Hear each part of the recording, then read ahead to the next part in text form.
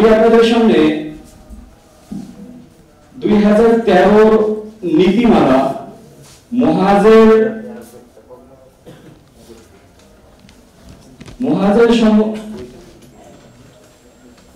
মুহাজিরদের বিষয়ে যে জিনিসটা নীতিমালা গ্রহণ করা হয়েছিল, অথচ এই নীতিমালা আজ পর্যন্ত কোনোভাবে বাস্তবায়ন হয়নি এবং এটা বাস্তবায়নের কোনো প্রকার রূপরেখা দেখানো হচ্ছে না। এজন্য মুহতারাম হাজিরিন, দয়া করে মেহেরবানি করে আপনারা এই জিনিসটাকে ফোকাস দেন যে আজকে মুহাজিররা কি কতটুকু ভাবে মানবতার জীবনযাপন পার করছে। আমাদের উপদেষ্টা সমন্বয়ক সার্জিস আলম উনি কিছুদিন আগে মিডিয়াতে বললেন, ওপেনলি ভাবে বললেন যে মুহাজিরদের বিষয়ে যেখানে যাওয়া লাগবে, যে মন্ত্রণালয়ে যাওয়া লাগবে, উনি সব জায়গায় যাবেন। আজকে ওনাকে আমি একেবারে মিডিয়ার সামনে উদার্ত আহ্বান জানাচ্ছি যে আমাদের এই 34,000 একর জমি আপনি এটা মুক্ত করে দেন।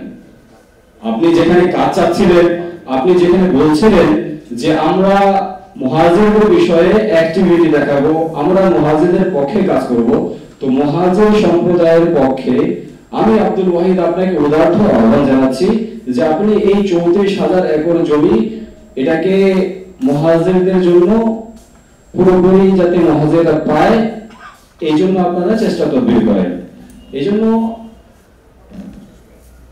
এই পর্যায়ে আমার পরবর্তী বক্তারা আসতেছেন, তো ওনারা খুব মূল্যবান বক্তব্য রাখবেন। আমি আপনাদের সবার কাছ থেকে মুহাজিরদের বিষয়ে দোয়া প্রার্থী হয়ে এই মুহাজিরদের জীবনগুলোকে আরো উজ্জ্বলময়, সামনের ভবিষ্যৎগুলো যাতে প্রজন্ম, বর্তমান জনসংখ্যা মোতাবেক মুহাজিরদের জনসংখ্যা হচ্ছে আনুমানিক 8 থেকে 10 লক্ষ, যেখানে 34,000 একর জমিতে যদি আমি শতক হিসাবে ভাগ করি তো 3 কোটি প্রায় 40 লক্ষ, 3 কোটি 40 লক্ষ শতাংশ জমি মুহাজিরদের জন্য অধিগ্রহণ করা হয়েছে এবং এটা করা আছে। তো সেই হিসেবে পরিবার প্রতি 3 শতক করে জমি দিলেও সরকারের অর্ধেক জমিও যাবে না। আমি উদার্ত আহ্বান জানাচ্ছি যে সরকারের এই বিষয়ে যাতে সুদৃষ্টি হয় এবং সমস্ত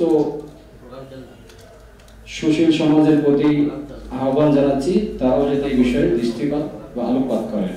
এই যে এইগুলো আমরা বক্তব্য শেষ করছি। সবাইকে আবার আমার পক্ষ থেকে সালাম এবং দোয়া। আসসালামু আলাইকুম ওয়া রাহমাতুল্লাহি ওয়া বারাকাতুহু।